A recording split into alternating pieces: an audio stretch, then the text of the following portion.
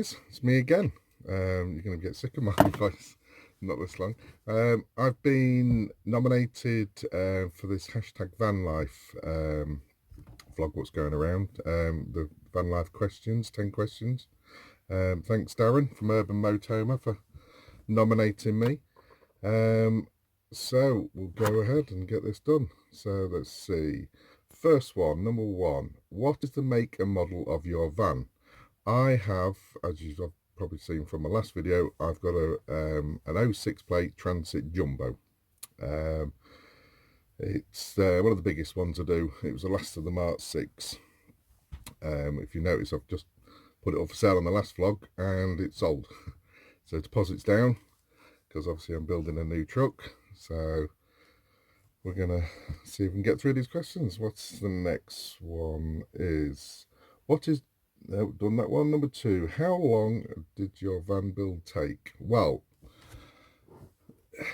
I had the van because I run a homeless charity. So it was built for half to work as, distributing sleeping bags and food and all sorts of things from the back. And then the front section was going to be just a day van. No beds, just basically cooker, bits and bobs, so we can do food as well when we're out on the streets. But things changed, and obviously I become single, went through a split with a wife, and so it was a case of, right, let's build it out. So we didn't do it, wasn't planned to live in. So, I think it took me a week, basically, to build it. Just 2 weeks, I think, maybe max. But we got stuck in. I got a friend helping me. He did a lot of the woodwork, and we just got cracked on, got it panelled out, and insulated and done. Number three, where has been your favourite place to stay in your van? It's for me at the moment, because I'm going to be travelling this year, 2020, around UK in my new Overlander. So at the moment, where I can say is Derbyshire, the Peak District, up near the Blue John Cabins, where we've just had the van meet. That's always a special place for me. It's about a 2-hour drive straight into the countryside, beautiful views, never get any hassle. And Derbyshire in general is just brilliant. The people there are brilliant, never get any problems. So at the moment, it's Derbyshire. But seeing ash pollards and and all them Project Amber's videos up in Scotland, I really do need to see Scotland. I think it's going to blow my mind, and Wales as well. I've seen loads of videos, so hopefully this year everything's going to change.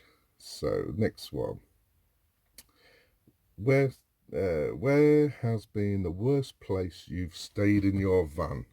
That's easy enough. I've never really had much park up problems, but while I was buying my new truck, I had to go to Norfolk to sort out collection and getting it shipped to another garage.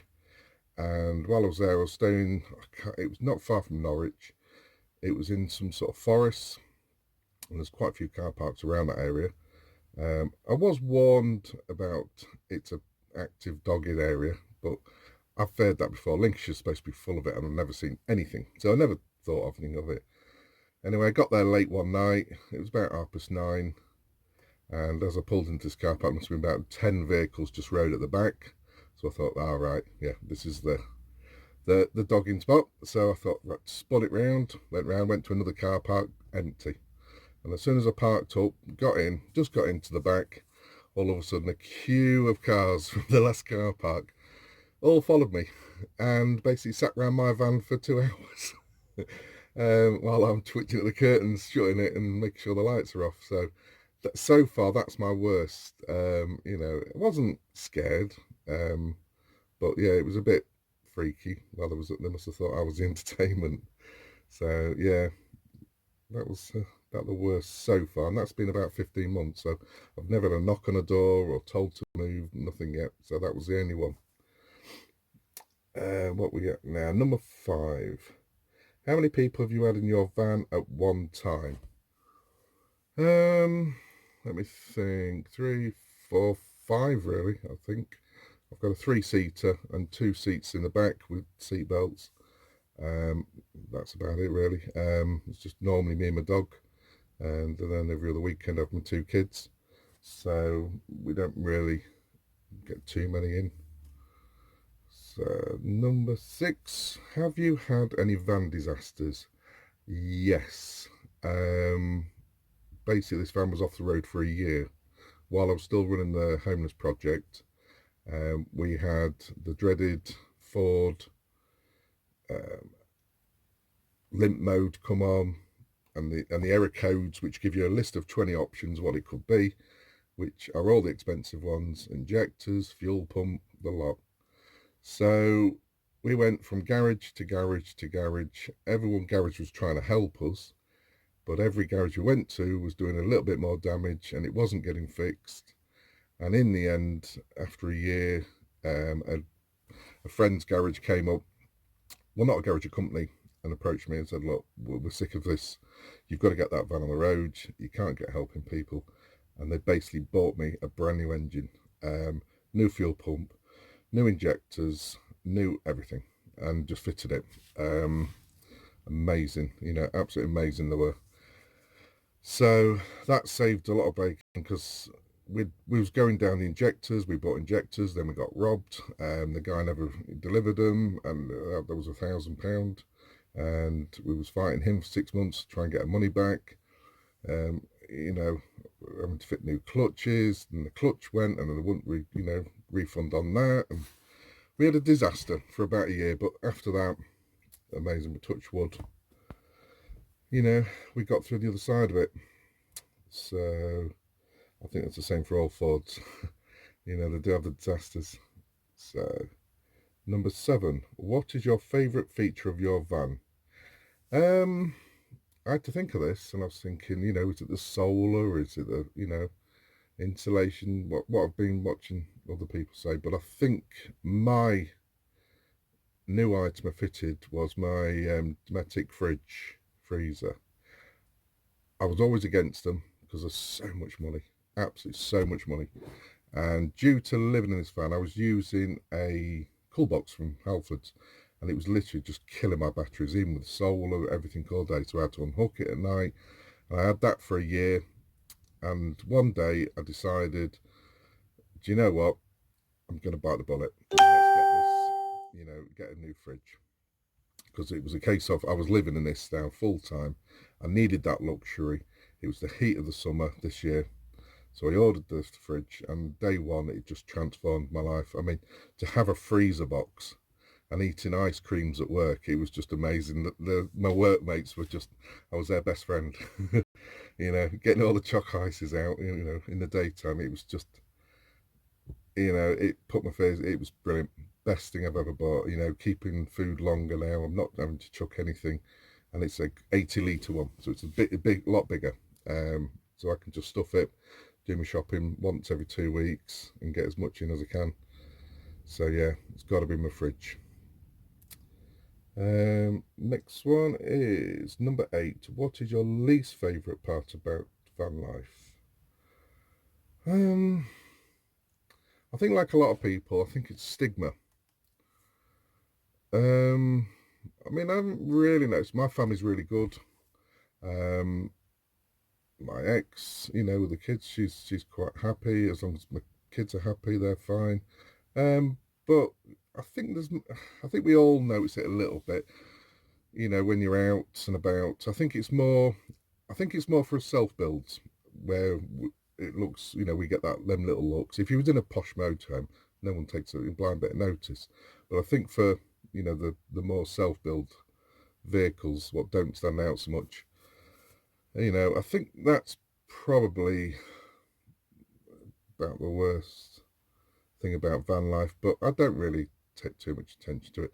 I mean, Derbyshire, like I say, Derbyshire's brilliant. You can sit on your step outside, and all the walkers come past, and people just stop and chat and talk to you, want to look in your vans, and that really gives you a big boost of confidence. But I think around the country, there is a lot of places, which is different. I mean, I know in Lincolnshire's a little bit funny, but yeah, I've never really much had problems Derbyshire way. It's quite friendly.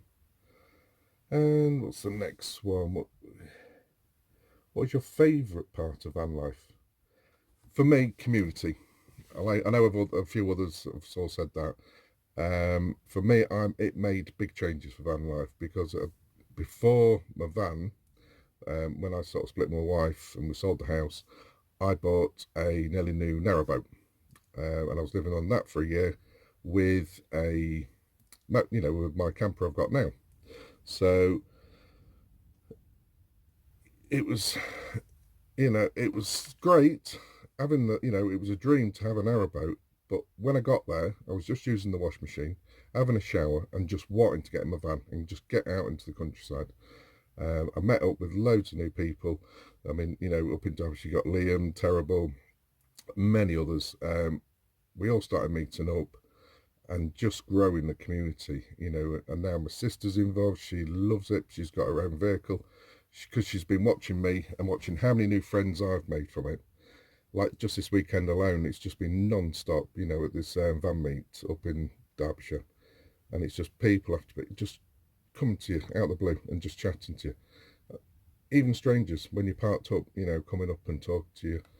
You know, the old days of, the old crusties and new age travellers, it's all gone and people now accept vans. Um, and I think because there's so many more modern, new trucks on the road, they sort of take it, totally different. It's like everyone's on a holiday. But yeah, it's the community. It is just amazing.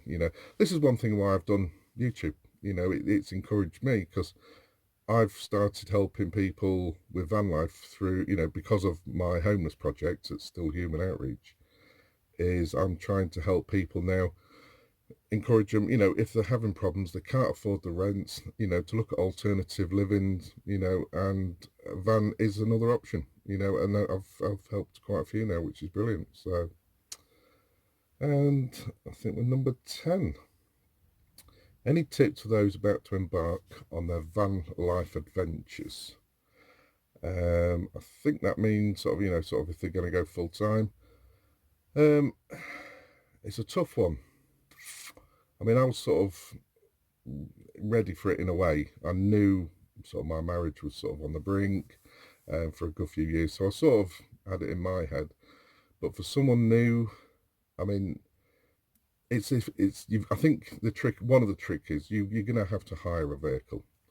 Just have it for an odd few weekends, go away, see if that space is going to work for you. I know people like, Will, a friend of mine, I mean, he's in a little Belingo and he's going to go full time in I think it's a few weeks or a few months, but he loves it. He's got no heater, no nothing, and he can manage and he thinks it's brilliant. Where for me, I'm in a massive jumbo van on my own near enough and it still feels too small. But it's comfortable. But I think you need to test different vehicles. Don't jump in. And this thing about I've seen on a lot on channels about what's the best van to buy. To be honest, all modern vans now have problems. You've got to remember vans and vehicles now are designed to be a throwaway society. So 100,000 miles, most of them are on the brink of gone. All these new fancy Mercedes, they're all rusting away. I mean, we had one at work, an old template. It's rotten, absolutely rotten. Um, so yeah, I mean, even look at older vehicles. Less mechanics. To sort out less computer problems, which I've had with this Transit. It's just been a nightmare with computer problems. So shop around, test out different vehicles, see what works for you. Sometimes go for maybe look at motorhomes. You do get a lot more. I mean, if you can still buy under £10,000. You can get a really nice motorhome. Just check for damp. You can go on eBay and buy damp meters for about £5, and you can test them yourself. Go around, and check, and make sure there's no damp in them. Or go the self-build route. It's fairly cheap. You can do a basic, but the other part is I'm on my own, which makes a big difference. If you've got a couple living in a very small space, you've got to think, are you going to get on? Some people do, some people don't. So it's a massive, to give tips on other people. It's on their own situations. I mean, I'm lucky. I live, at the moment, I'm parked up at work. I've got 2 day shifts to do this week. That's all I've got. So I just park at work. It's ex-family, so I just plug in to the electric as well. So it gives me a bit of a recharge my batteries and don't have to use my gas. I can get electric heater on. But yeah, I mean, I enjoy it, and I like the loneliness as well in a way. It's horrible to say, but my own space for some reason, I just seem to like it a lot now. But it's nice to meet other people as well and get talking. But with 2 people in the van, I don't know what it'd be like really. I mean, I watch no end of couples online, and they seem to love it. So just test different vehicles, like I say, and that's about it. So yeah, thanks for, I think it was Mel from Pebbles and Peach who started this sort of chain up to get different reactions from different people. So, and thanks to Darren for nominating me. So now on to nominations for other people. Now I'm going to go a little bit different here on a couple, because everyone's going for van lifers. Now there's van lifers in the 4x4 community, which no one's really brought up yet, and a lot of all the main people in on the vans have sort of been picked now. So I'm going to change it up a little bit. Now, first one is Rich from Bug Out Vehicles UK. Now, Rich, he's got a big channel. He's massive into his 4x4s. He doesn't live full time. He would love to, by the sounds of it. But he's always, I mean, every weekend he can get away, he will. I've just been with him this weekend. And he's got an ambulance Land Rover, and he's building, same as me, like a DAF Overlander, which he's hoping to start on the box build this year. He's just trying to save some money up. But I think his questions might change different things, because it comes from a different background. He's big into bug outs and getting into the woods and properly, like prepper type sort of stuff. So he might have some different questions instead of like van lifers questions. And the next one is Many Fun Adventures. They're fairly new, and it's a bit like Darren from Motorhome, Urban Motorhome. These guys have just gone full time. I used to watch, and I know the daughter from Magnet Fishing, and they've just gone full time in a really big, nice motorhome, and they're sort of doing half and half, doing a lot of sites and then travelling. And yeah, I think because they've only been, well, I'm sure how many months they've been. 4 or 5 months, I think, 6 months maybe they've been full time now. But I think they might give, a different perspective, on van life. And the next one, hopefully this one can do. This is someone with a massive, massive Overlander. Again, not full time, but Jed from Camper Van Cultures, or Camper Van Culture. Now Jed has a monster 4x4 MAN 8150 lorry. He's got a Facebook page called the Manigan. They're also on Instagram. It was my dream truck. I did really fancy trying to get the same truck as Jed, but another truck come up. It was half the price, so which meant I can afford more work on mine. But yeah, Jed, he goes for big months on end, expeditions in Europe. He's just done if you go and check his YouTube channel out, he's just done a new series going all over France and the Pyrenees, I think it was, all over. But again, it'll give you a different perspective because it's a different vehicle. It's not a van, so it's a great big 4x4 lorry.